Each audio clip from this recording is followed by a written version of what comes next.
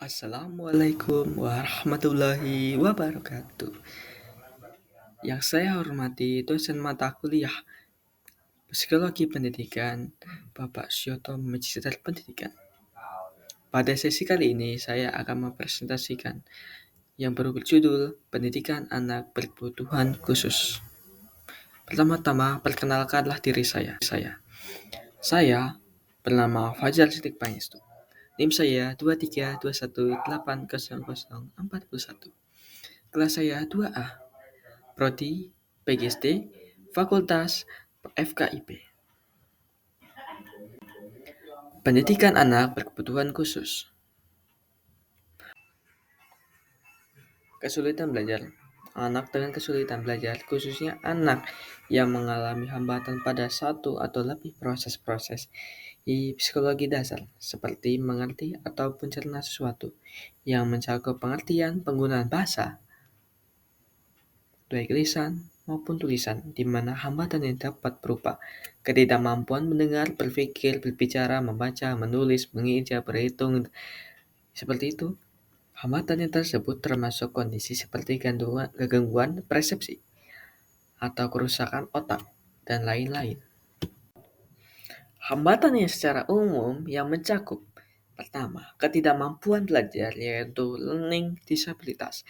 Yang kedua, ketidakmampuan belajar khusus, yaitu specific learning disabilitas, dan kekacauan belajar, yaitu learning disorder.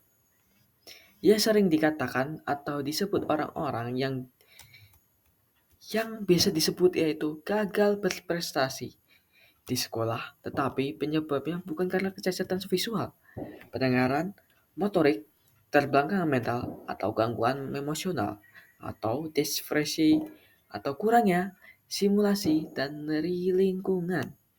Karakter siswa kesulitan belajar ada 3, yaitu masalah prestasi akademik, masalah perseptual motor dan kognisi umum, dan ketiga adalah masalah memori kognitif dan metakognitif.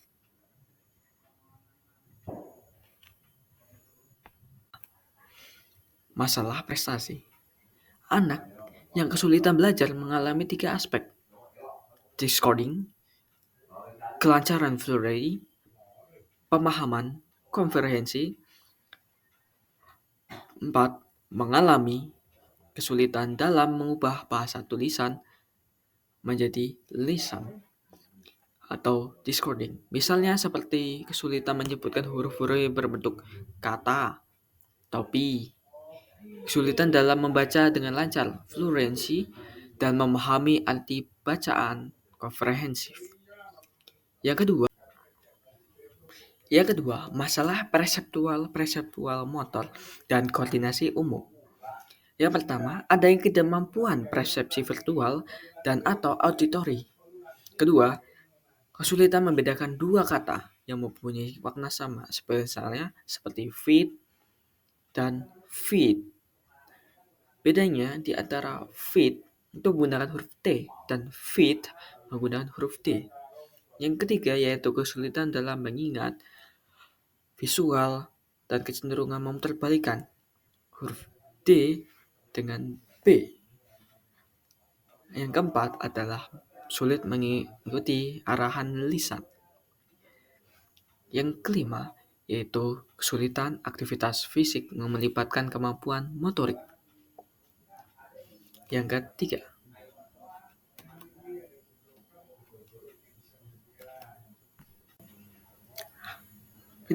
masalah motivasional. Anak dengan kesulitan belajar melihat membiarkan sesuatu terjadi tanpa berusaha mengontrolnya. Mereka percaya bahwa hidupnya dikontrol oleh faktor eksternal, takdir dan atau keberuntungan dibandingkan faktor internal seperti yang keinginan yang kuat.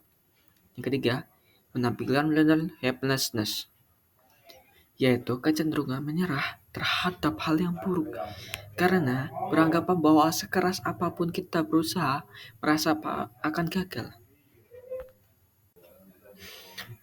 Diskriminasi visual tidak dapat membedakan. Ada 2 jenis, yaitu kekacauan dalam mengucapkan huruf atau mengeja huruf. seperti H menjadi N, H menjadi N, R menjadi N, atau P menjadi T. Kadang pengucapan itu juga berpengaruh, seperti H, N kalau di penulisan itu berbeda, atau P, T di pengucapan hampir sama, tapi di penulisan berbeda. Yang kedua, menghilangkan atau menukar kata. Taman mini seperti paman mini. Pemutaran kata seperti memiliki makna yang sama, padahal memiliki arti yang berbeda. Sama-sama menggunakan kata ini di belakang akhir kalimat, tapi memiliki arti berbeda. Seperti Taman mini Indonesia indah. Paman ini indah. Itu berbeda makna. Biasanya seperti menukar kata. Beberapa bentuk kesulitan belajar persepsi, yaitu bentuk dan latar. Adanya hambatan dalam kemampuan memusatkan perhatian stimulasi. Sementara stimulasi yang ingin juga ada gejalanya adanya hambatan di dalam. 1. Memusatkan pada detail.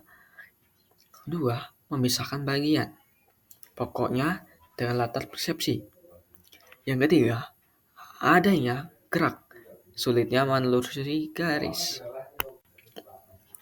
Selanjutnya adalah asosiasi visual dan kolor yang terhambat berbentuk. Ada dua, yaitu tidak dapat menambahkan huruf yang hilang walaupun akan dibaca dengan mudah.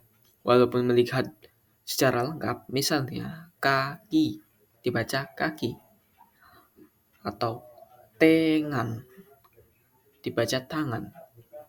Kaki karena di Indonesia menggunakan huruf Indonesia A, I, U, E, O. Setiap ajat A tekan Z sampai Z pasti menggunakan A, I, U, E, O. Kecuali yang berhubungan dengan A, I, U itu juga.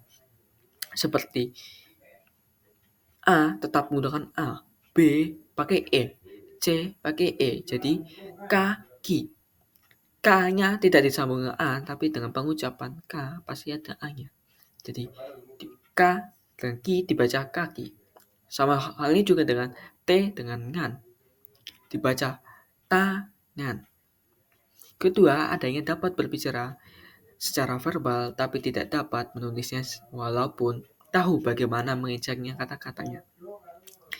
Biasanya ini terjadi jika ketika kita ingin bercerita, mengungkapkan sesuatu, kita tahu cara mengejarnya, kita tahu cara gimana.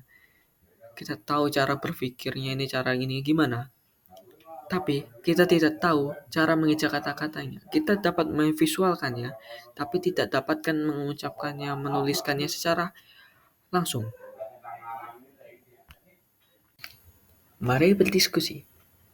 Ada 3 jenis faktor yang mempengaruhi pola pikir belajar. Yang pertama adalah faktor internal ada dalam diri siswa, yaitu konstruksi tubuh yang faktor fisiologi dan neurologis. Faktor psikologis yaitu faktor yang didasari adalah proses mental dan kemampuan mental yang berupa motivasi, pengalaman, sikap, minat, bakat, kreativitas, kognitif, persepsi, dan inteligensi. Yang kedua adalah faktor dari luar, yaitu faktor eksternal yang seperti lingkungan akademik, lingkungan alami fisik atau sosial siswa, atau lingkungan belajar atau instrumental. Sangat erat hubungannya dengan faktor psikologis yang penting, stimulasi lingkungan.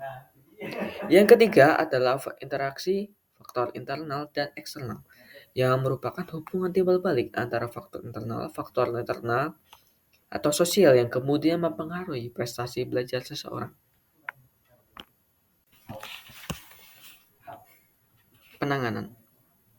Penanganan berasal dari persepsi medis dan persepsi psikoedukasional. Pertama, menurut ahli mengatakan bahwa kesukaran belajar dan persepsi karena kerusakan fungsi otak dapat dikurangi dengan obat, misalnya megavitamin atau manajemen diet.